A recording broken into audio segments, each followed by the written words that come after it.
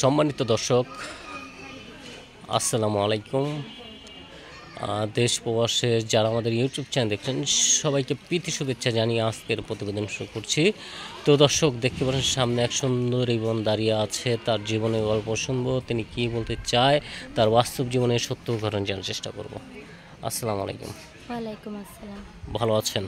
হ্যাঁ, আল্লাহর রহমতে আল্লাহ কোনোমতে রাখছে ভাই। আচ্ছা আচ্ছা আচ্ছা, তো কোনো রকম আছেন কেন? কোনো রকম আছে কেন, অনেক কষ্টের মাঝে আছি। আম্মুটা অসুস্থ, ছোটো একটা ভাই আছে, তার জন্য অনেক কষ্টতেই আছি ভাই। আচ্ছা, কী নাম বোন আপনার? আমার নাম ফাতেমা। ফাতেমা, কত সুন্দর নাম। তো ফাতেমা বোন, এই যে আপনি আমাদের ক্যামেরার সামনে এসেছেন, কী উদ্দেশ্যে বলবেন? উদ্দেশ্য আইছি ভাই, আমার আম্মাটার পেটে পাথর হয়েছে, ছোটোখাটো একটা অপারেশন করতে বলছে। সেই টাকার জন্য নিজে পেটই পালতে পারি না। আমার আম্মু যেহেতু অসুস্থ, তো নিজের পেটেই আমাদের সংসারই চালাইতে পারতেছি না। তার ভিতরে ওই অপারেশনের টাকার জন্য অনেক কষ্ট করে গেছি। যদি কোনো দেশপ্রবাসী ভাই, কোনো দয়ালদার থাকে, যদি আমার আম্মার পাশে দাঁড়ায়, আমাদের পাশে থাইকা কোনো মতন কিছু কিছু টাকা দিয়ে আমার অপারেশনটা করাইতো, আল্লাহর কাছে হাজার শুকুর করতাম, আল্লাহর দরবারে। আর তার জন্য সারা জীবন নামাজ পড়া দোয়া করতাম ভাই। আল্লাহ ছাড়া, আমার আম্মা ছাড়া তো কেউ নাই।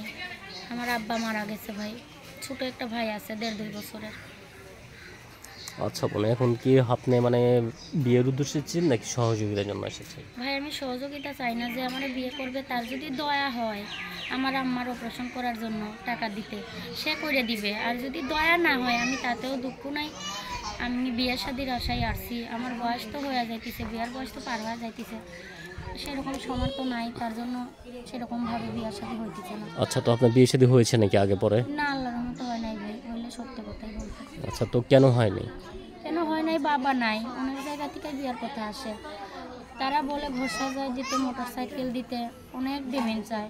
তা আমাদের তো সেই সামর্থ্য নাই। আমাদের ঘর বাড়িই নাই, কোনো মতন একটা জায়গা আছে 2 শতাংশ, তা আমাদের বাড়ি ঘর নাই। আমরা কোথায় থেকে কি করে দিব? আচ্ছা আচ্ছা, তো কেউ বলে ঘর সাজিয়ে দিতে, কেউ বলে মোটর সাইকেল। হ্যাঁ, আচ্ছা, তখন আপনি কি বলেন যে এত কিছু ছেলে? এখন আমি কি বলবো? আল্লাহর কাছে বলি, যদি দেশ ও প্রবাসী ভাই আমারে পছন্দ করে, যদি যৌতুক ছাড়া বিয়া করে, আল্লাহর রহমতে আমি তারে বিয়ে শাদি করব। আর আমার বিয়ে শাদি যদি এমনিতে বিশ্বাস না হয়, তাহলে আমার বিয়ে শাদি করার পরেই আমার দায়িত্বটা নেক। আর আমি আল্লাহর রহমতে সেলাই মেশিনের কাজ জানি। আমার পাশে অনেক টাকা দিতে হবে না তাদের। আমার একটা কোনো মতো মেশিন কিনা দিলে আমি চলতে পারবো। আচ্ছা আচ্ছা, ছেলে মেয়ের কাজও জানেন না? হ্যাঁ, আচ্ছা আচ্ছা, তো বর্তমান কোথায় আছেন? ফুলবাড়ি আছে, সাভার ফুলবাড়ি আছেন। দেশের বাড়ি কোথায় আপনার? নাটোরে, নাটোর 7 মাস। বলেন। দেশের বাড়ি আমার নাটোর ভাই। আচ্ছা, তো নাটোরের মেয়ে আপনি? হ্যাঁ, আমি থাকি সাভার ফুলবাড়ি, ভাড়া থাকি ভাই আমি। আচ্ছা আচ্ছা এখন লোকের বাসা বাড়িতে কাজ করে খুব কষ্ট হয় আমাদের, সংসার চালাইতে পারি না। আম্মাটা অসুস্থ, আম্মা সুস্থ থাকলে তাও আম্মাও কাজ করতো, আমি কাজ করতাম। আর এত বড় মিডিয়ারে আমার আসতে হতো না। আচ্ছা আচ্ছা আচ্ছা, তো নাটোর থেকে কত আগে এসেছে ঢাকা? নাটোর থেকে আসছি প্রায়, আমাদের আসা হয়ে গেছে 9 বছর। 9 বছর। এখানেই আমার বাবা মারা গেছে। আচ্ছা আচ্ছা, কয় ভাই বোন আপনারা? 2 ভাই বোন, ছোট একটা ভাই, 1.5-2 বছরের ছোট একটা ভাই আছে, আমি আছি। আচ্ছা আচ্ছা, তো গ্রামে কি যাওয়া হয় না? না ভাই, এখন আর যাওয়া হয় না, যেহেতু বাবা নাই। আমাদের এখানেই দিনকাল কাটে যাইতেছে। দেশে যাইতেও তো 5-10 হাজার টাকা লাগে, থাকতে গেলে একটা বাড়ির দরকার। আমাদের তো কিছুই নাই, যাবো কার হিসিল্লায়। আপনার জমিন আছে? হ্যাঁ, 2 শতাংশ জমি আছে। আচ্ছা আচ্ছা, তো এখন কি কাজ করেন আপনি? এখন লোকের বাসা বাড়িতে কাজ করি ভাই। আর আল্লাহর রহমত আমার পড়ালেখাও আছে ভাই, পরবর্তী পড়ালেখা করছি কোনো মতন আর কি, নিজেরটা নিজে চলে ফিরে খাইতে পারি। আচ্ছা, কি পর্যন্ত লেখাপড়া করেছেন? 4 পর্যন্ত ক্লাস পড়ালেখা। 4 পর্যন্ত লেখাপড়া করেছেন, তারপর লেখাপড়া করেননি কেন? আর তো সব রকম সমর্থ নাই ভাই। যেহেতু আব্বুরও ছিল, আব্বু থাকতে রিক্সা চালাইতো, আমাদের কোনো কাজকর্ম করতে দিত না। তারপরে যখন সমর্থ না হলো, তখন খাওয়াই দিতে পারতো না আমার আব্বু। তাও আল্লাহ কোনো মতন দিন নিচ্ছে। তা আব্বু মারা যাওয়ার পর, অ্যাক্সিডেন্টে মারা যাওয়ার পর আমাদের এখন অনেক কষ্ট হয়। আমার আম্মু অসুস্থ, আমি একা হাতে কাজ করি। আমার আম্মুর ভরণ পোষণ, আমার খাওয়া দাওয়া, ঘরের খাওয়া দাওয়া, আমাদের খুব কষ্ট হয়ে যায়। ভাড়া ঘর 2,500 টাকা দিতে হয় ঘর ভাড়া। এটা ইনকাম না থাকলে তো কষ্ট হবেই, স্বাভাবিক। যদি কোনো দয়ালদর ভাই থাকে, আল্লাহর রহমত আমার পাশে থাকে, আমি সারা জীবন তার পাশে থাকবো ভাই। আচ্ছা, এমনি কি আরবি পড়া জানেন? আল্লাহর রহমত আরবি পড়া জানি, নামাজ রোজা পড়ি আমি। কোনো ভাই আল্লাহর রহমতে ভালো মন নিয়ে ফোন দিয়ে কেউ আমার খারাপ কথা বললেন না। আর আমি নামাজ রোজা পড়ি আল্লাহর রহমতে, আমি আরবি পড়া আছে আমার। আচ্ছা আচ্ছা, নামাজ রোজা পড়েন না? হ্যাঁ ইনশাল্লাহ। আচ্ছা, তো বর্তমান কি দেশে বিয়ে করার ইচ্ছা না প্রবাসে? আল্লাহ যেখানে লিখবে আমার 4 আঙ্গুল কপালে, আল্লাহ যেরকম দিবে, দেশ হোক প্রবাসে হোক, আর বুড়া হোক জোয়ান হোক, যদি বিবাহিত হয় তাও আমার দুঃখ নাই ভাই।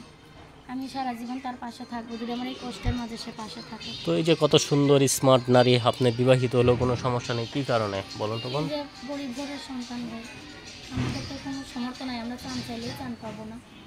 আল্লাহ আমাদের কপালে যা লিখবে আমি তাতেই খুশি। আচ্ছা আচ্ছা, তো আপনি বলতে চাচ্ছেন যে গরিব বলে মানে কোনো স্বপ্ন পূরণ হবে না, যেরকম হয় সেটা নিয়ে খুশি হয়ে থাকবেন? হ্যাঁ আল্লাহর রহমতে আমার কোনো চাওয়া পাওয়া নাই আল্লাহর কাছে ভাই, যেহেতু গরিব ঘরে জন্মাইছি। আল্লাহ আমার কপালে যেরকম ফ্যামিলি যেরকম মানুষ লিখবে আমি তাতেই খুশি। শুধু আমারে যদি 5 ওয়াক্ত নামাজ পড়ার সুযোগ করে দেয়, আমি লোকের বাসা বাড়িতে কাজ করি ভাই, সেই মানুষটা ভালো না। অন্য অন্য জায়গায় কাজ করি, ছেলেরা থাকে, তার জন্য আমি বেশি অন্য অন্য জায়গায় যাইতে পারি না। যেখানে কাজ করি অনেক কষ্ট হয়, ওইখানে ছেলে নাই, মেয়েরাই থাকে পরিবারে, তার জন্য আমি ওখানে মায়ের ধৈর্য খাই ওইখানেই কাজ করি। যদি কোনো ভাই দেশ ও প্রবাসী ভাই আমার পাশে থাকে, আমার শান্তি হলে নামাজ রোজা পড়ার তৌফিক দান করে দেয়, ওইটাই আল্লাহর কাছে হাজার শুকর। কোনো মতন একটা মেশিন নিয়ে দিলে আমারে, আমি ঘরে বসে কাজ করবার, তার জন্য নামাজ পড়া দোয়া করবো ভাই। আচ্ছা, কোনো ভাই যদি আপনার পছন্দ করে অথবা কথা বলে, কিভাবে কথা বলবে? ফোনের মাধ্যমে আচ্ছা, নাম্বার কি মুখস্থ? না মুখস্থ করি না। আচ্ছা, তো প্রিয় দর্শক দেখতে পারেন সামনে এক বোন দাঁড়িয়ে আছে, তার মনে অনেক কষ্ট, মা অসুস্থ। যদি কোনো ভাই তাকে বিয়ে করে পাশে থাকতে চান অথবা তার মাকে কি সহযোগিতা করতে চান, সেক্ষেত্রে তাকে ফোন দিবেন। আর বিয়ে করলে একটু যাচাই বাছাই করে নেবেন। আমরা প্রত্যেকটি ভিডিওতে মোবাইল নাম্বার দিয়ে দেই, আপন নাম্বার দিয়ে দেবো, সরাসরি আপুকে ফোন দিবেন, আপনার কথা বলবেন। এখানে তৃতীয় পক্ষ কোনো লোক থাকবে না, আমরাও থাকবো না, সরাসরি তাকে ফোন দিবেন।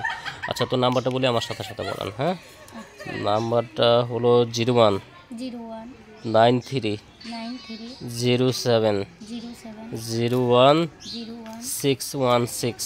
616। এটা হলো আপনার নাম্বার। ঠিক আছে দর্শক, নাম্বারটা আবারও বলে দিচ্ছি, 01 01 93 93 07 07 01 01 616। 616। দেশ ও প্রবাসী ভাই, আল্লাহর রহমতে আপনারাও ভালো থাকবেন। আসসালামু আলাইকুম। তো এই যে নাম্বার দিলাম, নাম্বার কি মানে খোলা থাকবে? হ্যাঁ আল্লাহর রহমতে খোলা থাকবে। আচ্ছা, তো কখন বেশি ফ্রি থাকেন আপনি?